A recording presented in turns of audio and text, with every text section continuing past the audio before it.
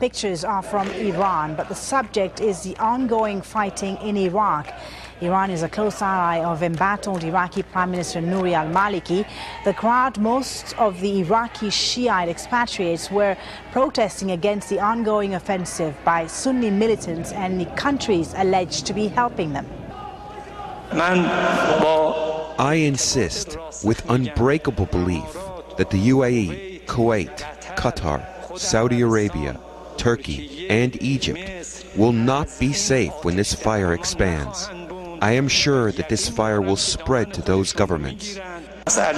It is not just about ISIL, it is about America. America itself has equipped the group through reactionary regional governments. This scenario is America's scenario.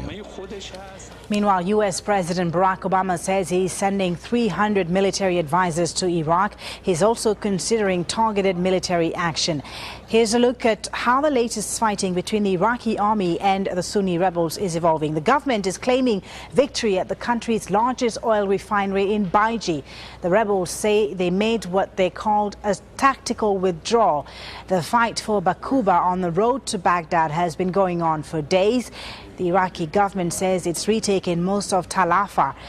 That town is close to Mosul, Iraq's second city that was mostly taken over by Sunni rebels on June the 10th.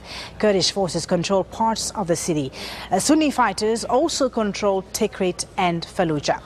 Live to Imran Khan, who joins us now from Baghdad. Imran, tell us first about the Iraqi government's reaction to Obama's plan.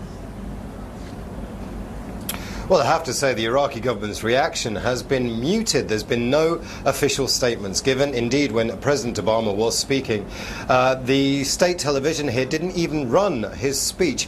Now, we've spoken to one very close politician to Prime Minister Nouri al-Maliki, who has said, look, we are able to handle this crisis ourselves. We don't need American help. We are in this process of recruiting people, and we're in this process of getting the Iraqi army ready. So a very positive spin there from people close to Prime Minister Nouri al-Maliki. But there was a thinly veiled threat, and that's how it's being seen here in Iraq about some of President Obama's words, particularly when he said, look, it's not up to us to choose Iraq's leaders. Prime Minister Nouri al-Maliki's been under a tremendous amount of criticism here in Iraq and now in the US, and those words by President Obama were seen as a thinly veiled threat for him to step down. Indeed, other US politicians have gone further, actively calling for his resignation. Imran, what about regular Iraqis in general? What do they make of this new crisis their country is facing, and what do they think the solution is to this crisis?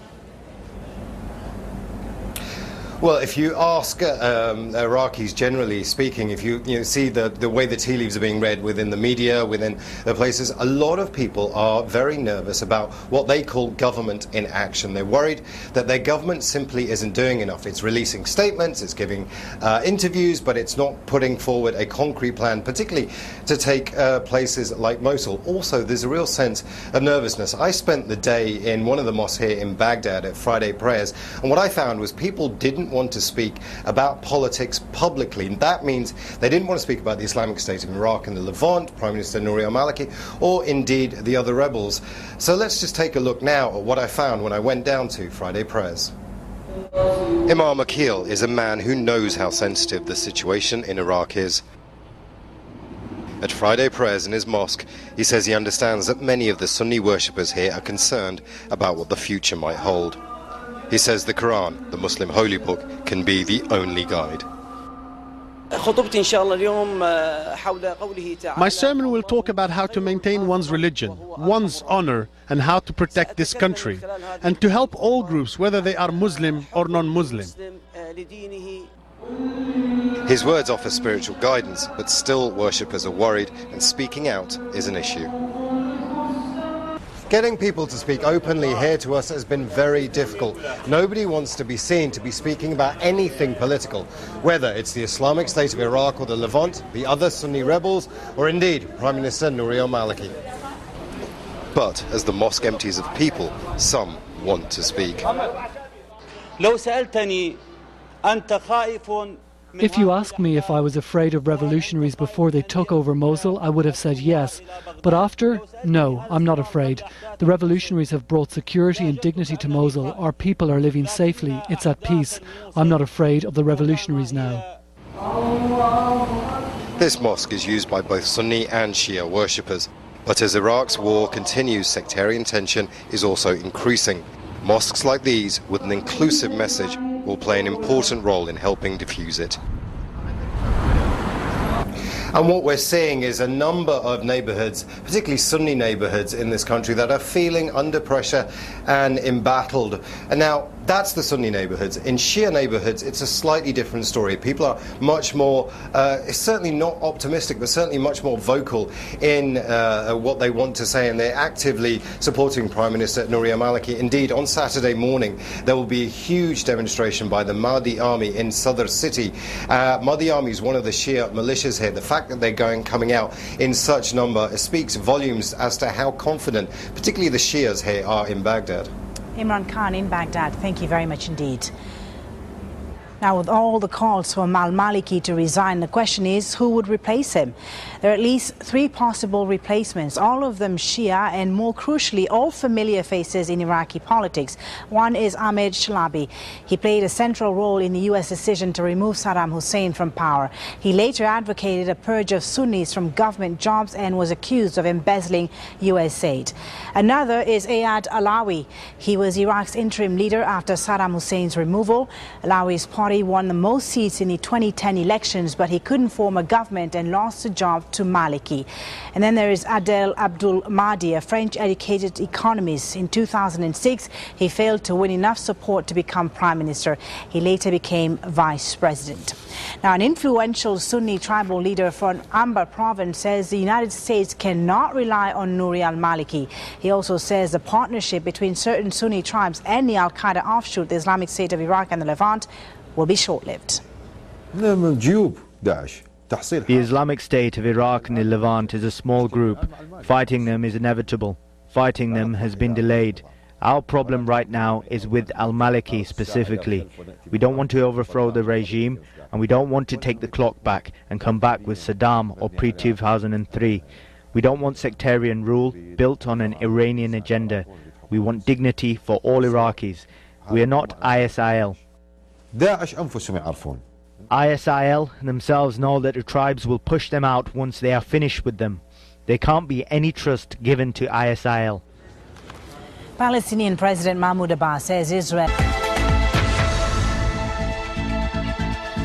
There is a global refugee crisis not seen since the Second World War. Strong words from the UN today, who says a record 50 million people, including children, have been forced from their homes. And the conflicts in Iraq and Syria are fueling those numbers. We start our coverage today in Iraq, where current estimates are that more than 1 million people have been displaced this year, and that number looks likely to rise. The battle between Sunni militants and government forces over the airport and the strategic town of Tal Afar continues, and there's more fierce fighting for control of Iraq's biggest oil refinery in Baiji. Iraq's Grand Ayatollah Ali al-Sistani has urged during Friday prayers for the speedy formation of a new effective government. Paul Adams reports. While ISIS fights its way across northern Iraq, a sophisticated video emerges driving home its core messages. The BBC cannot verify this footage, but it comes from social media accounts with known links to ISIS. It was probably filmed in Syria. Crucially, it appears to show British jihadis intent on joining the fight in Iraq. And we will go to Iraq in a few days and we will fight there, bi'idhnillah, and come back. And we will even go to Jordan and Lebanon. 150 miles north of Baghdad, more fighting for the key oil refinery at Baiji. A local army commander quoted as saying a new attack was launched last night. Baiji supplies a quarter of all Iraq's fuel needs. More than a week of fighting here has already led to shortages. Further north, around Kirkuk, Kurdish troops are patrolling their own front lines, looking for ISIS fighters. The Kurds have used this crisis to expand the territory under their control. Part of a complex three-way battle now underway right across northern Iraq. Out at sea, American firepower at the ready, but President Obama has made it clear he does not intend to strike just yet. He's sending military advisors to help deal with the threat posed by ISIS. But for now, he's concentrating on diplomatic firepower, not brute force. It's clear that Washington sees the Shia Prime Minister Nouri al-Maliki as part of the problem. When the US Secretary of State John Kerry arrives in Baghdad in the coming days, he'll be asking Mr. Maliki to share or relinquish power. I think that the US would like to see a prime minister other than Nouri al-Maliki, some form of agreement that integrates Sunnis in key positions and some form of compromises with the Kurdish group ethnicity in Iraq. A government like that is able to create dialogue between all of Iraq's ethnic groups. But Mr. Maliki did well in elections 2 months ago. He'll be in no mood to step aside. Even as the fighting rages, the diplomatic war is just beginning. Paul Adams, BBC News. Let's talk now to Mohammed Yahia from BBC's Arabic service. Mohammed, Friday prayers, of course, happened a few hours ago in Baghdad, and we heard from Ayatollah Ali al-Sistani. Tell us what he said and whether or not it's proving significant. Yeah, Sistani is the highest Shia authority and revered by the majority Shia population in Iraq. He issued this statement today during the Friday prayer, and he basically called for an effective government, the quick formation of effective government that enjoys the support of all the components of the Iraqi population, Sunni, Shias and Kurds, and that avoids mistakes of the past. And the words that he used led many commentators to interpret it as a veiled criticism of Maliki. Okay, well, let's have a little look now at the prospects for peace, because everyone seems to have a view. And a senior US diplomat has been talking to the BBC, and he said that he doesn't believe the Iraqis can broker a peace deal without the help of the US. You might remember the name Paul Bremer. He was very significant. He was America's envoy to Iraq from 2003 to 2004. This is what he told us. I'm glad that Secretary Kerry is said to be going to the region. I hope his first stop is Baghdad, because one thing I learned, and all of my successors as ambassadors there learned, is the Iraqis need America to broker these kinds of deals. They cannot do it on their own because of the various historic tensions. So, and they need somebody at the level of the Secretary of State, I think. He hopefully will spend quite a bit of time there trying to solve that problem. Paul Bremer. Mohammed, do the Iraqis want the Americans to come back in and help negotiate peace?